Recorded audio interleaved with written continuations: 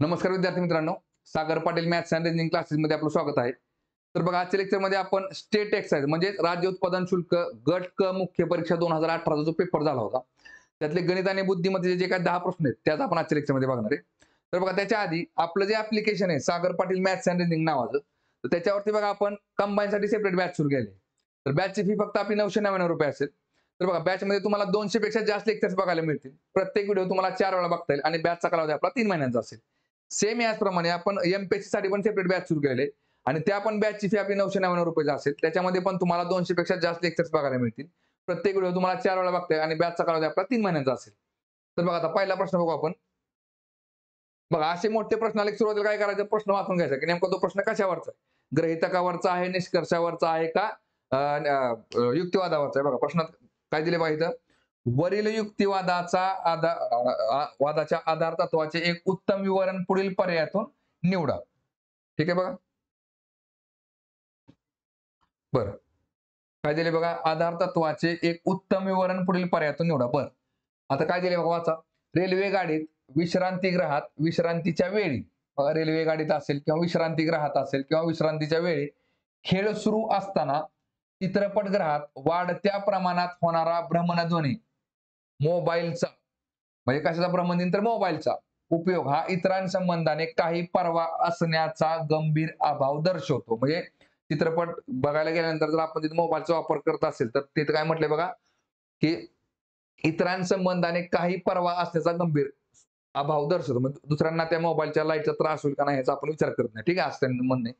पुढे काय दिले बघा, अर्थातच प्रवासात किंवा तुमचं अन्न समोर येईपर्यंत किंवा खेळ पुन्हा सुरू होण्यासाठी थांबलेले असताना तुम्हाला तुमचा व्यवसाय करणे सोयीचे होते हे खरे आहे. आणि तुम्हाला आवडो वा न आवडो तंत्रज्ञान येथे कायम राहणार आहे. पण खरे पाहता कोणालाच भोजन वा प्रवास करताना कोणाचे तरी एकतर्फी कंटाळवाणे संभाषण ऐकायला अजिबात नको असते. जर मी मोठ्याने वृत्तपत्र वाचू लागलो आणि त्यामुळे व्यक्तीच्या संपर्कात व्यत्यय आला तर तीच भ्रमणध्वनी मोबाईल म्हणजे वापरणारी व्यक्ती लगेचच त्यावर आक्षेप घेईल. म्हणजे एखादा व्यक्ती जर बघा अशा चित्रपटात किंवा विश्रांतीगृहात जर मोबाईलचा वापर करत असेल आणि त्याच व्यक्तीच्या समोर जर एखाद्याने परत वृत्तपत्र जर मोठ्या आवाजात वाचायला सुरुवात केली तर त्याला त्या व्यक्तीचा राग येतो, असं त्यांचं म्हणणं आहे. पुढे काय गेले बघा, स्वतःला इतरांकडून जसे वागवले जाण्याची अपेक्षा आहे तशीच वागणूक स्वतःकडून इतरांना दिली जावी हे ओघाने आलेच म्हणून प्रवासात वा इतर सार्वजनिक ठिकाणी मन मानेल तसा भ्रमणध्वनीचा वापर केला जाऊ नये. ठीक आहे बघा. चला, आता ह्याच्यात काय करा, आपल्याला वरील युक्तिवादाचा आधार तत्वाचे एक उत्तम विवरण पुढील पर्यायातून निवडा. पहा, पहिलं काय दिले बघा, तुमच्या मुलांनी तुम्हाला त्यांचे संगीत ऐकायला भाग पाडले तर तुम्ही नक्कीच त्याला आक्षेप घ्याल. म्हणून तुम्ही तुमची संगीताची निवड त्यांच्यावर लादू नये. ठीक आहे बघा, हा पर्याय जरा बरोबर वाटते. तरी आपण काय करू, दुसरा पर्याय बघा, अजून चेक करू. काय दिसते बघा, जेव्हा तंत्रज्ञान वापरण्यासंबंधात कोणीही कालचक्र उलटे फिरवण्याचा प्रयत्न करू नये. म्हणूनच तुम्ही प्रगतीसाठी आणि सोयींसाठी थोडाफार कटकट स्वीकारली पाहिजे. भाडे देणाऱ्या सर्व ग्राहकांना समान वागणूक देण्याच्या तत्वानुसार आगगाड्यात पहिल्या वर्गाच्या डब्यांची सोय असताना एका व्यक्तीसाठी त्रासदायक ठरणारी बाब दुसऱ्या व्यक्तीसाठी सोय असू शकते. म्हणूनच परस्परांच्या वर्तनाविषयी आपण अधिक सहनशील असायला हवे. हे तर 100% चुकीचं आहे. ठीक आहे बघा, तर बरोबर ऑप्शन नंबर कुठला ते पहिला बघा, तुमच्या मुलांनी तुम्हाला त्यांचे संगीत ऐकायला भाग पाडले तर तुम्ही नक्कीच त्याला आक्षेप घ्याल. म्हणून तुम्ही तुमची संगीताची निवड त्यांच्यावर लादू नये. थोडक्यात काय, तुमच्या मोबाईलचा आवाज तुम्ही त्यांच्यावरती लादू नये. ठीक आहे बघा, ऑप्शन नंबर काय ते पहिला आहे. ठीक आहे, चला पुढचा क्वेश्चन बघू. बघा, काय दिले बघा, पझल चॅप्टरचा क्वेश्चन आहे बघा. रोनो, सीमा व पन्नू या रात्रपाळीच्या 3 रक्षकांवर सतत 5 रात्री कचेरीची सुरक्षा सोपवली आहे. यात सोमवार रात्रीपासून शुक्रवारच्या रात्रीपर्यंत सर्व रात्री समाविष्ट आहे. बघा, सोमवार ते शुक्रवार 5 दिवस त्यांना सिक्युरिटी करायची. बघा, सोमवार, मंगळवार, बुधवार, गुरुवार आणि शुक्रवार. ठीक आहे बघा, कोणाला रोनू, सीमा व पन्नू या रात्रपाळीच्या 3 रक्षकांवर 5 दिवस काय करायचे, प्रत्येकी 2-2 दिवस. बघा, इथे काय, दर रात्री 2 रक्षक सुरक्षा करतील. ठीक आहे, प्रत्येक दिवशी 2 जण आले. मग याचा अर्थ काय बघा, 2 पंचे 10 म्हणजे एकूण 10 जणांनी थांबावं लागेल. आहेत किती, 3 जण. बरोबर आहे की नाही? प्रत्येकाच्या वाटणीला 2 पेक्षा जास्त दिवस येणार आहेत. ठीक आहे बघा. पुढे काय दिले बघा? रोनू 4 तर पन्नू व सीमा प्रत्येकी 3 रात्री काम करतात. बघा रोनू काय म्हटलंय बघा 4 तर सीमा आणि पन्नू बघा काय म्हटलंय रोनू 4 तर सीमा पन्नू व सीमा काय म्हटले प्रत्येकी 3 रात्री काम करतील. नियमानुसार कोणीही रक्षक 2 रात्रीपेक्षा अधिक सलग काम करू शकत नाही. म्हणजे जर 2 दिवस जर सलग काम केलं तर तिसऱ्या दिवशी तुम्ही कामावर नसणार आहे. सलग 2 दिवसापेक्षा जास्त काम नाही झालं पाहिजे. बरं पुढे काय दिले बघा जर पन्नूने सोमवारी रात्री काम करायचे असेल बघा पन्नूने काय म्हटले बघा सोमवारी.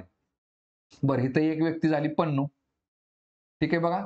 आता प्रत्येक दिवशी 2-2 जण आहेत. बरोबर आहे? बघा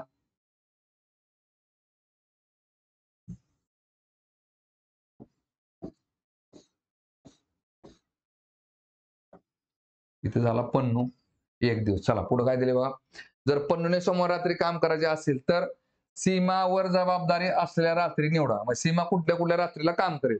बघा आता लक्षात घ्या पन्नू आपण जर इथं मांडला कुठं सोमवारी. ठीक आहे बघा. आणि रोनूला बरं आता रोनूला जर आपण चेक केलं रोनूला 4 दिवस द्यायचे. बरोबर आहे का? आहेत 5 दिवस. लक्षात घ्या. याचा अर्थ काय बघा समजा रोनू जर इथं काम केला आणि इथं जर रोनूला सुट्टी दिली तर परत त्याला सलग 3 दिवस काम करावं लागते.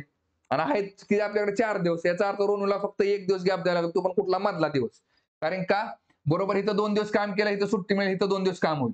ह्यातल्या वरच्या कुठल्या जर दिवसामध्ये बघा मधला दिवस जर सोडून जर रोनूला जर तुम्ही सुट्टी दिली तर त्याचं काम काय होते बघा सलग 3 दिवस होते.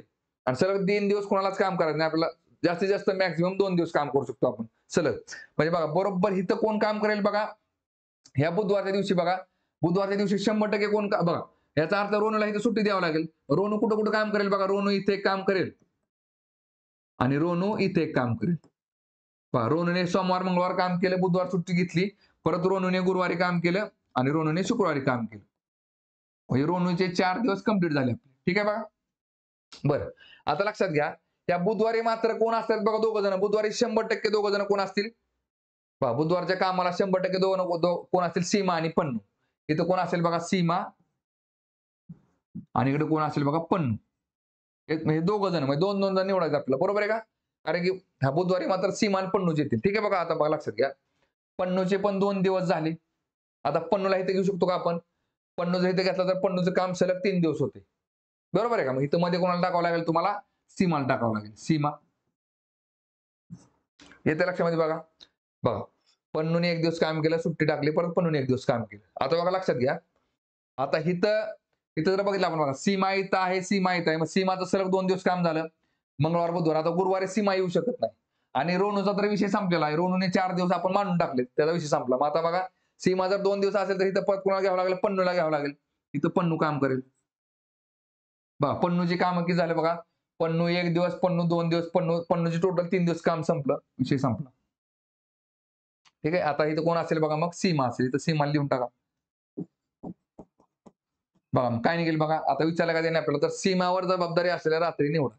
सीमावर कुठला कुठला वार आहे बघा. सीमा मंगळवारी एक काम करते, सीमा बुधवारी एक काम करते आणि सीमा शुक्रवारी म्हणजे मंगळवार, बुधवार आणि शुक्रवार.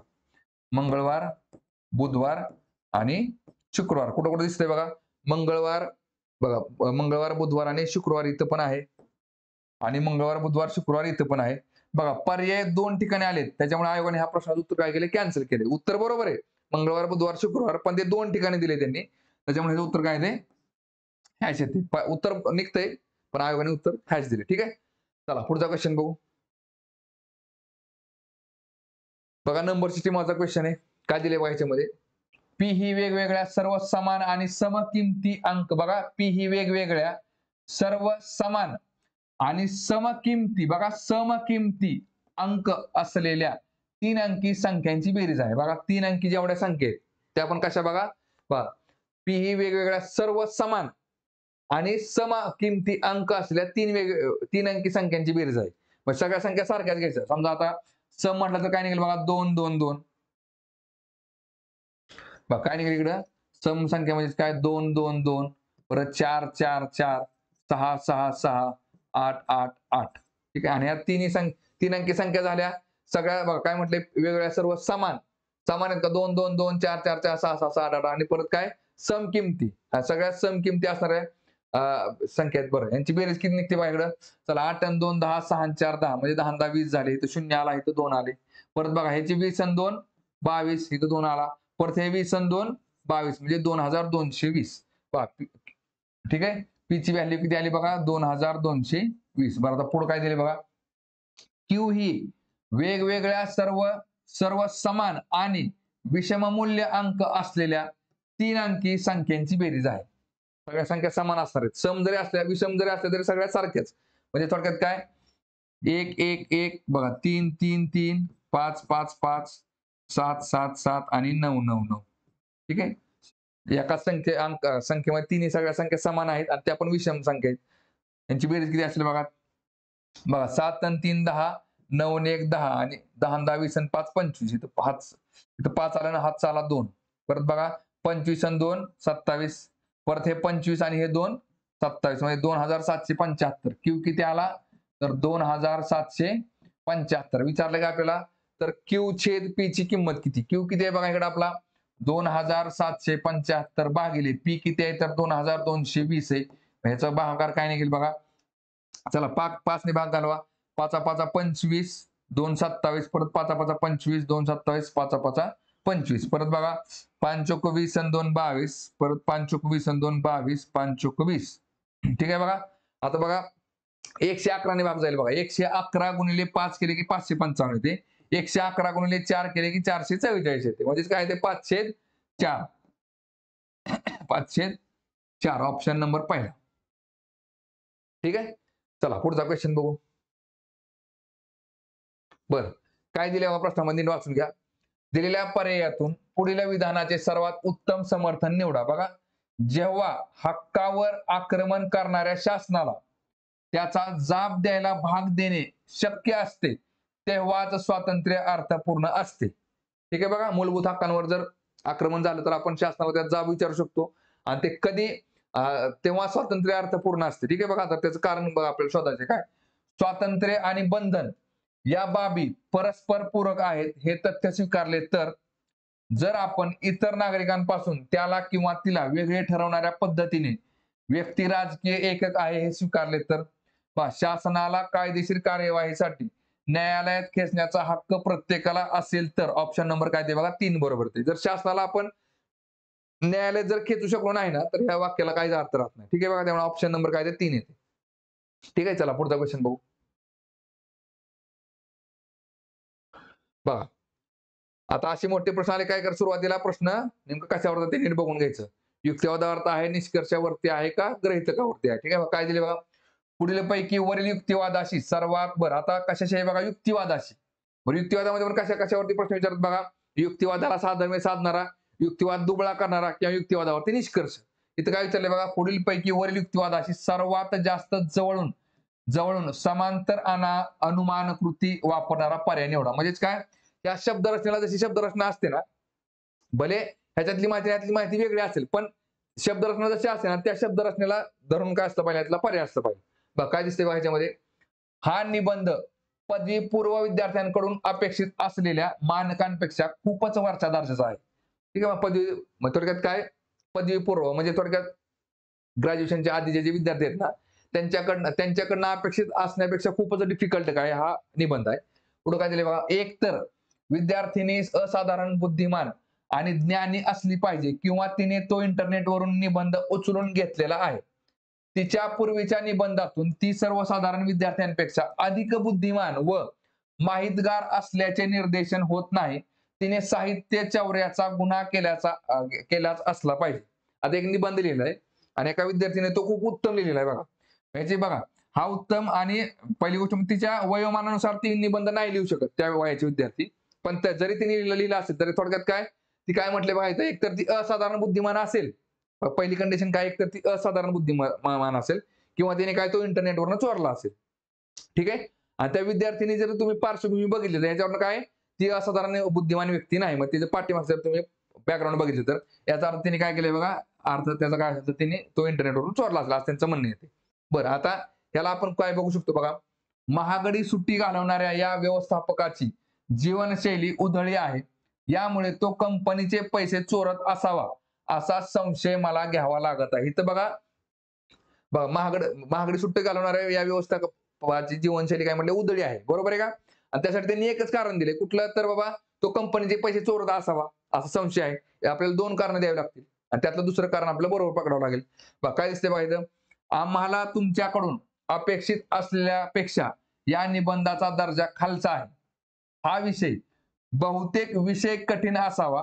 तुम्ही पुरेसा प्रयत्न केला नाही. हे दुसरे शक्य स्पष्टीकरण आहे. हे 100 हे तर चुकतंच आहे. 3 नंबर काय दिले? माझ्या भागीदाराने मला खूप सुंदर पुष्पगुच्छ दिला. ठीक आहे बघा थोडक्यात परत त्याला कशामुळे तरी अपराधी वाटत असावे. कारण तो मला फक्त विशेष प्रसंग साजरा करण्यासाठी किंवा त्याला अपराधी वाटते तेव्हा फुले देतो आणि हा काही विशेष प्रसंग नाही. बघा लक्षात घ्या. आता इथं पण बरोबर बघा ह्याच्यासारखं सेम केलं बघा त्यांनी. 1 आणि 2 कारणं दिलीत. बाबा एका त्याच्या मित्राने काय केले? त्याला पुष्पगुच्छ दिला. त्याचं म्हणणं काय येते की बाबा तर त्याने तो अपराधी वाटत असल्यामुळे दिला असेल का? कारण की तो मला 2च कारणावर पुष्पगुच्छ देऊ शकतो. कधी एकतर विशेष प्रसंग असेल तर आणि दुसरं काय तर त्याला अपराधी वाटते तेव्हा. आणि आता काय म्हटलंय बघा तर तो आता विशेष प्रसंग नाही याचा अर्थ त्याने कशामध्ये दिला असेल तर त्याला अपराधी वाटते म्हणून त्याने दिला असेल. बरोबर ह्याला साधर्म्य साधते. तरी पण आपण 4 नंबर चेक करू. काय दिसते बघा इथं? मंत्रिमंडळाचे सदस्य लाच घेतात हे त्या देशाच्या प्रधानमंत्र्यांनी मान्य केले. एकतर एखाद्या सहकार्यापासून स्वतःची सुटका करून घेण्यासाठी त्यांच्याकडे ठोस कारण असतील किंवा सबळ पुराव्यामुळे आरोप नाकारणे त्यांना शक्य नसेल तर त्यातले बघा जास्त कुठलं वाटते बरोबर आपला ऑप्शन नंबर 3. ठीक आहे. चला पुढचा क्वेश्चन बघू. बघा डायरेक्शन चॅप्टरवरचा क्वेश्चन आहे. काय दिले बघा?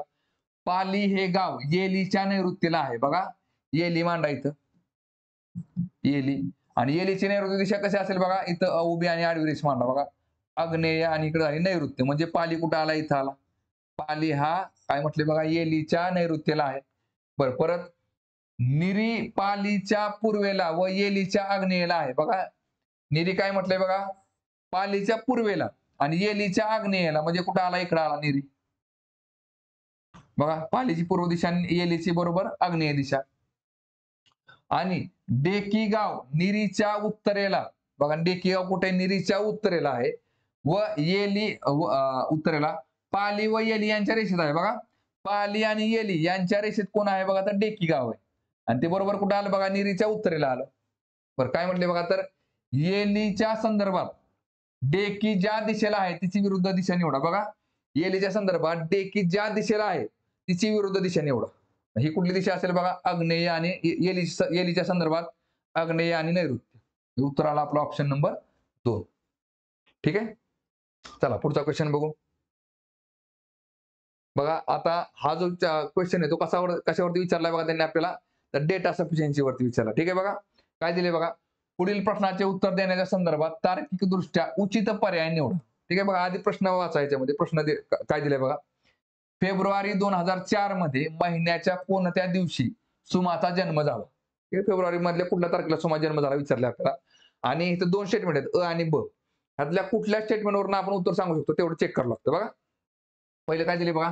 सुमा त्या महिन्याच्या सम तारखेला जन्मली आणि महिना कुठला आहे? फेब्रुवारी आणि 2004 म्हणजे लीप वर्ष झालं म्हणजे 29 दिवसाचा महिना आहे. आता लक्षात घ्या फेब्रुवारी महिन्यामध्ये सम तारखा किती असतात बघा?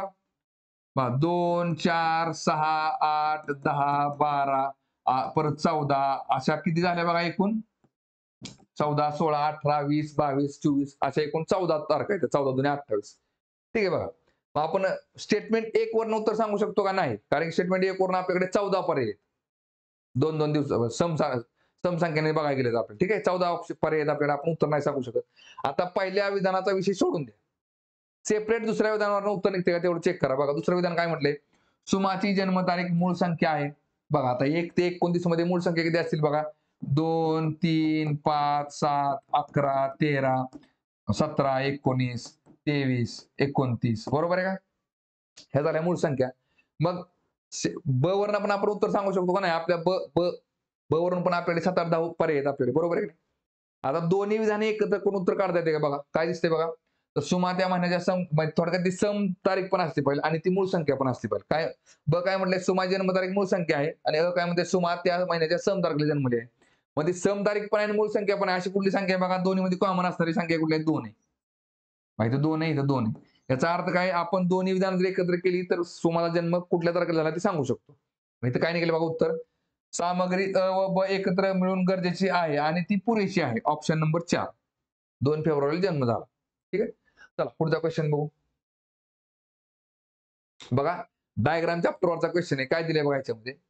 त्रिकोणी पांढरा कागद ठिपक्यांवरून दुमटला आणि सोबतच्या आकृतीत दाखवल्याप्रमाणे त्यावर छायांकित आकार कोरून काढले. त्यानंतर उलगडलेला त्रिकोण ज्याप्रमाणे दिसेल तो पर्याय निवडा. बघा आता हा जो त्रिकोण आहे तो आपण काय केलाय बघा, ह्याच्यावरती हा झाकला, ह्याच्यावरती हा झाकला, ह्याच्यावरती हा झाकला आणि एक बारका त्रिकोण काढला आणि परत त्याच्यावरती हे काय केले बघा, चित्र काढले. ठीक आहे बघा. आता ते चित्र ह्याच्यामध्ये कसे दिसतील बघा, लक्षात घ्या. आता आपण काय करू बघा, थोडक्यात बघा ह्या त्रिकोण तात्पुरता इथं मांडू. बघा ह्याच्यामध्ये कॉमन काय दिसते बघा तुम्हाला इकडे सगळीकडे, डॉट डॉट दिसते का? डॉट बघा इथं डॉट आहे बघा, वरची परत डायग्राम परत सारखीच आहे, इकडचा डॉट पण सेमच आहे. इथं परत हे बघा डॉट आहे, रेषे डॉट रेषे डॉट रेषे. याचा अर्थ काय बघा, बघा इथं जे दिसते ना ते तुम्हाला सगळीकडे इथे दिसते, बरोबर आहे. हा टोक कुठला असणार आहे बघा, हा इथला वरचा टोक असणार आहे, बरोबर आहे का नाही? याचा अर्थ आपण सगळ्या घड्या ज्या आहेत ना ते इथं घातलेले, कुठे इथं. ठीक आहे बघा, इथं घडी घातली आपण. बरं आता त्याचा विषय नाही, आपल्याला फक्त काय करायचं बघा, लक्षात घ्या. आता सर्कल कुठून आला बघा इथं, बरोबर आहे का? बघा हा जर सर्कल बघितला आपण बघा, ही जर मी अशी इथं रेष मारली आडवी, बरोबर त्रिकोण दिसतोय का बघा, हा इथं सर्कल दिसतोय बघा. आणि हाच परत खाली मांडला आपण, ह्याच्यावरती घेतला, ह्याच्यावरती, तर काय होतं बघा, इथं हा सर्कल तयार होतो, बरोबर आहे का? त्यामुळे हे डायग्राम तुम्हाला सगळीकडे अशी दिसते. ठीक आहे बघा. बरं आता जास्त न लक्ष द्या बघा, लक्षात घ्या. आता फक्त बघा ह्याच्यामध्ये ही जी डायग्राम आहे बघा, ही कुठं आहे? इथं दिसते, बरोबर आहे काही. हा आता ज्यावेळेस ही डायग्राम बघा, हा घडी घालतो आपण सगळीकडनं, ही जर ह्याच्यावरती मांडली आपण तर काय होईल बघा, ही जी बाजू आहे का नाही, ही बाजू ती इथं येईल आणि ही जी डायग्राम आहे ना ती कुठं निघेल बघा, इथं निघेल, इथं. ठीक आहे मग इथं आली. आता बघा ह्याच्यावरनं हीच बाजू इकडे जर मांडली आपण तर काय होईल बघा, ही इथं अशी होईल. याचा अर्थ काय बघा, ही जी डायग्राम आहे ना ती एकमेकांच्या समोर असणार.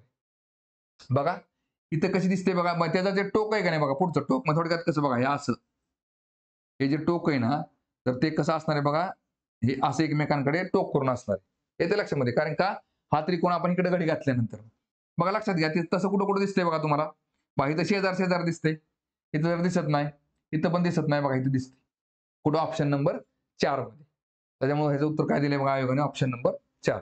बाकी सगळं चेक करत बसायची गरज नाही. ठीक आहे. चला पुढचा क्वेश्चन बघू. बघा पर्सेंटेज चॅप्टरवरचा क्वेश्चन काय दिले बघा, बँकेशी केलेल्या करारानुसार एका उद्योजकेला काही हप्त्यात कर्जाची परतफेड करायची आहे. 18 हप्ते दिल्यानंतर फक्त 40% कर्जाची परतफेड करायची आहे असे तिला आढळले. म्हणजे 18 हप्ते भरले तरी पण किती रक्कम भरायची, अजून 40%, याचा अर्थ 60% रक्कम भरलेली. म्हणजे याचा अर्थ काय बघा, 18 हप्ते म्हणजे किती झाले बघा, 60% रक्कम झाली. बरं पुढे काय झालं, यानंतर यानंतर तिने द्यायच्या उरलेल्या हप्त्यांची संख्या निवडा. बघा मग 60% जर 18 हप्ते जात असतील तर उरलेत किती बघा, 40%. मग 40% हप्त्यामध्ये ती किती रक्कम भरू शकते, एक्स.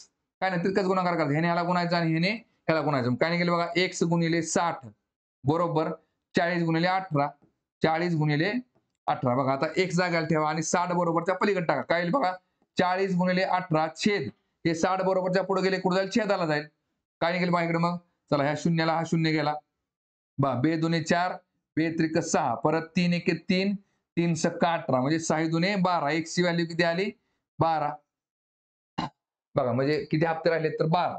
आणि टोटल जर हप्ते किती विचारला असतात काय निघेल बघा, मग बघा टोटल हप्ते जर विचारला असतं त्यांनी तर काय निघेल बघा, इकडे 100% निघेल. म्हणजे 60%ला 18 हप्ते तर 100%ला किती हप्ते, थोडक्यात काय 12 आणि 18 किती झाले, 30 हप्ते निघतील उत्तर. ठीक आहे, ऑप्शन नंबर पहिला.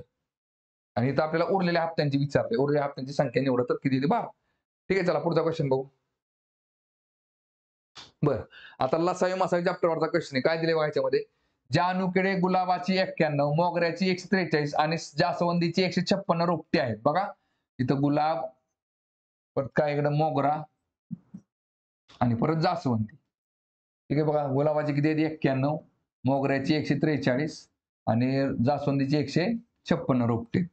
ठीक आहे, चला काय दिले बघा इथं आता, बघा प्रत्येक रांगेत प्रत्येक बघा इथं हे लय महत्वाचं आहे. प्रत्येक रांगेत प्रत्येक प्रकारची रोपटी समान संख्येने असतील. आता प्रत्येक रांगेत प्रत्येक प्रकारची रोपटी समान कशी बघा. आता बघा इथं जर आपण समजा एक रांग घेतली आपण, ठीक आहे बघा. आता 3 प्रकारची हे आहेत, काय रोपटे आहेत. मग गुलाबाची बघा आता समजा 2 रांगा जर झाल्या, तर बघा पहिल्या रांगेत जर गुलाबाची जर 5 रोपटे असतील ना, तर दुसऱ्या रांगेत पण 5च असतील. जास्वंदीची समजा इथं 7 असतील, तर इथं पण 7च असतील. मोगऱ्याची समजा इथं 8 असतील, तर इथं पण 8च असतील. अशा प्रकारे. ठीक आहे बघा. कारण ह्याच्यामध्ये पण 2 प्रकारचे प्रश्न विचारतात. ह्या टाइपमध्ये. बरं आता इथं काय म्हटलंय बघा आपल्याला त्यांनी. बघा हां, असतील तर याप्रमाणे त्याने रोपट्यांची लागवड केली. त्याच्या मळ्यातील या रोपट्यांच्या जास्तीत जास्त ओळींची संख्या निवडा. त्याच्या मळ्यातील काय म्हटलं, या रोपट्यांच्या जास्तीत जास्त ओळींची संख्या. बघा आता ह्याच्यामध्ये मासावी काय निघेल बघा, 13 निघेल. 13 7 91. बघा 13 1 13, 13 1 13 म्हणजे 13 गुणिले 11 गेले 143. बघा 13 1 13, 13 2 26. हे ते लक्षात बघा. 13 ने भाग जातो 91 143 आणि 156. आता बघा लक्षात घ्या, काही काही प्रश्नांमध्ये आपण हित ओळी पकडलेल्या आहेत. म्हणजे बघा प्रत्येक रांगेत एकाच प्रकारची जर प्रत्येक रांगेमध्ये बघा एकाच प्रकारची जर रोपटे असतील. काय म्हटले बघा मी, प्रत्येक रांगेमध्ये म्हणजे समजा गुलाबाचे असेल, गुलाबाच्या किती पण रांगा होत्या, पण प्रत्येक रांगेमध्ये सारखेच रोपटे असतील. म्हणजे समजा इथं 5 रोपटे असतील, मग इकडं बघा गुलाबाच्या 2 रांगा होतील, समजा मोगऱ्याच्या 3 रांगा होतील. बरोबर आहे का? हा टाईपचा प्रश्न, पण प्रत्येक रांगेमध्ये 5-5 रोपटे असतात. हा टाईपचा प्रश्न वेगळा असतो. ठीक आहे बघा. हा आता इथं आपल्याला विचारायला नाही. आपल्याला काय म्हटलंय, प्रत्येक रांगेमध्ये काय म्हटलंय बघा, प्रत्येक प्रकारचे रोपटे असतात आणि ती सारखीच असतात. म्हणजे इथं 5-5-5 येणार नाही. म्हणजे गुलाबाची 5 तर प्रत्येक रांगेमध्ये 5-5च. मग जास्वंदी 7 तर प्रत्येक रांगेत 7. मोगऱ्याची 8 तर प्रत्येक रांगेत 8. इथं काय म्हटलं आपल्याला, तर बघा त्याच्या मळ्यातील या रोपट्यांची जास्तीत जास्त ओळींची संख्या निवडा. कारण की बघा ह्या टाईपमध्ये ह्या ओळी असतात लक्षात घ्या. आणि ह्या टाईपमध्ये ही ओळ निघते. म्हणजे एकूण ओळींची संख्या किती झाली बघा 13. आता प्रत्येक ह्या 13 समजा ह्या 13 बघा 13 लाईनी झाले 1 2 3 4 5 डॉट डॉट डॉट 13. तर प्रत्येक लाईन मध्ये बघा गुलाबाचे किती रोपटे असतील बघा 7 असतील. मोगऱ्याचे किती असतील बघा 11. आणि जास्वंदीचे किती असतील 12. बरोबर आहे ना बघा. बरोबर 7 गुणिले प्रत्येक 13 लाईनी झाल्या. 7 गुणिले 13 केले की बरोबर 91 गुलाबाचे जातात. 11 गुणिले बघा 13 केले की बरोबर मोगऱ्याची रोपटे जातात. आणि 12 गुणिले 13 केले की बरोबर जास्वंदीची रोपं जातात. ठीक आहे बघा. म्हणजे एकूण ओळी किती असतील बघा 13 असतील. मग आपल्याला काय म्हटले, जास्तीत जास्त ओळींची संख्या निवडा किती असेल, ऑप्शन नंबर 4 13. ठीक आहे. तर बघा थांबू आता आपण या ठिकाणी.